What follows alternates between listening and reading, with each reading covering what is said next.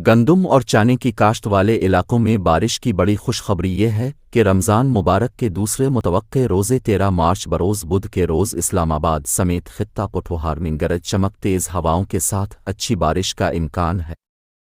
बुध के रोज़ खित्ता पोठोहार अटक, जहलम, चकवाल, फतेहजंग, तालागैंग, लावा, कल्लर कहार, टामन, मुल्तान खुर्द, चौआसी दनशा, लावा, पिंडीगेब, मियांवाली समेत गिरदोनवा में तेज़ हुआ। गरज चमक के साथ वक्फे वक्फे से कहीं हल्की तो कहीं मुतदिल बारिश के साथ बाज़ मकामात पर ओले पड़ने का इम्कान है। आप अपने इलाके में बारिश के हवाला से हमसे कमेंट्स में अपने इलाके का नाम लिखकर भी पूछ सकते हैं।